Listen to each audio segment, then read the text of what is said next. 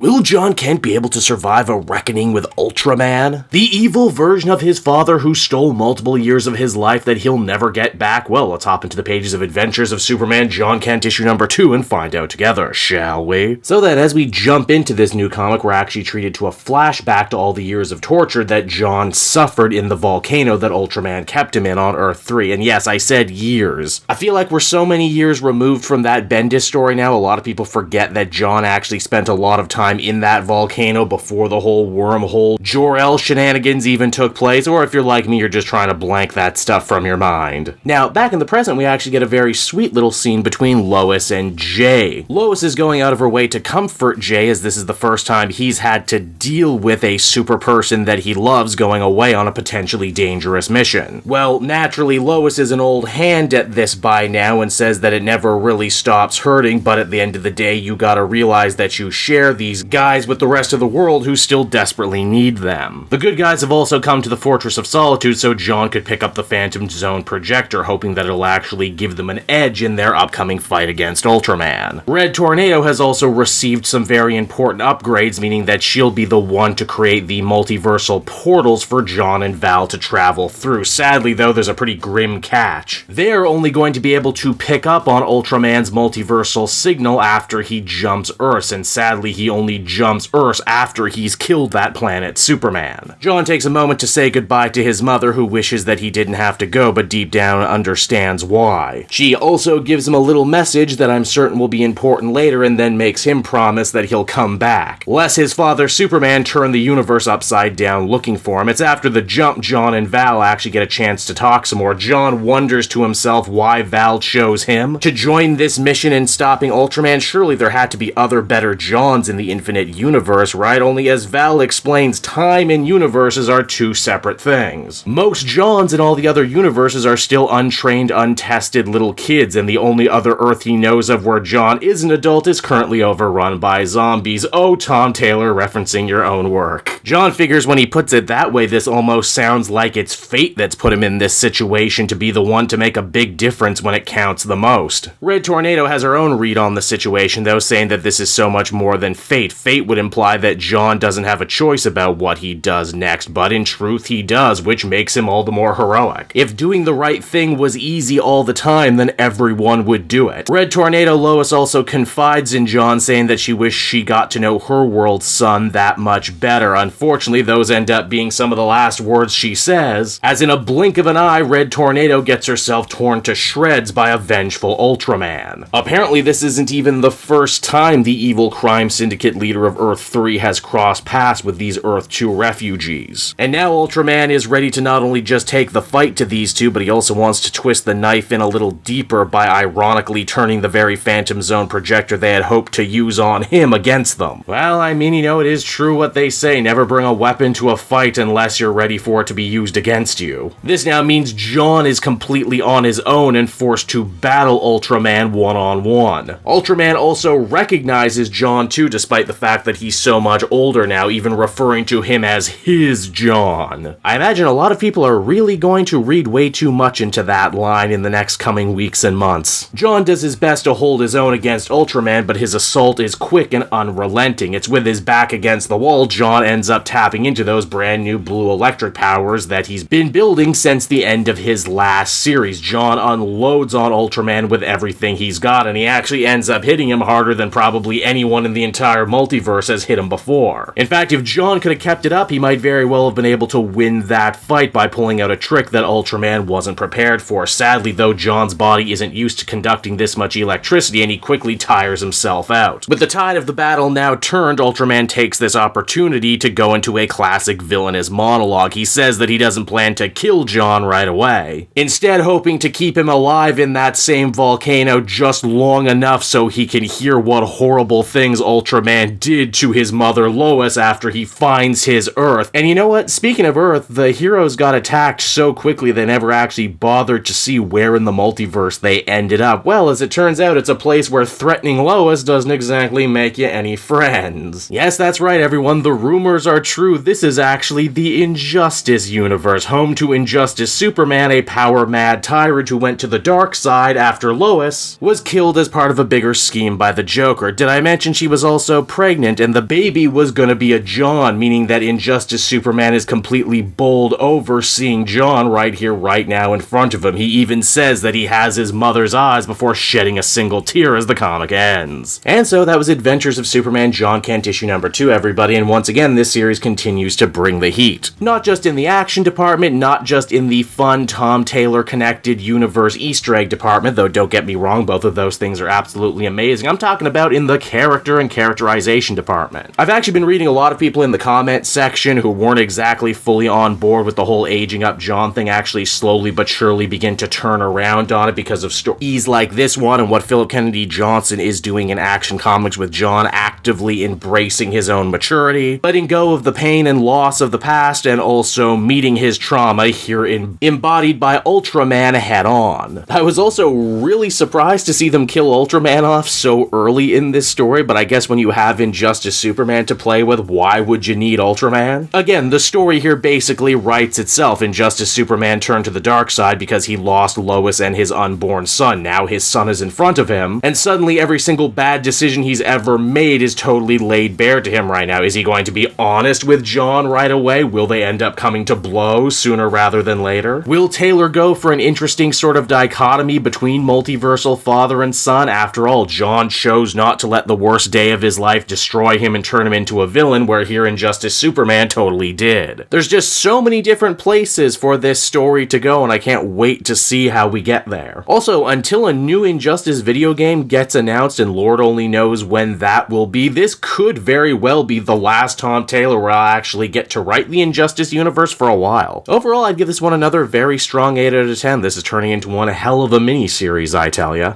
Hey there everyone, Cape Joel again, and I want to thank you so much for watching to the end of the video. As always, if you liked what you see, be sure to like, subscribe, comment. It really helps drive engagement and helps me out too. Also, if you are a patron, which you can become for as little as $1 a month, you will get exclusive content that no one else can ever see, and you'll get to see the Comic Multiverse podcast before anyone else too. You can check out all this and more down in the description. And until next time everyone, this has been Cape Joel, and I'll see you all next time. Cheers.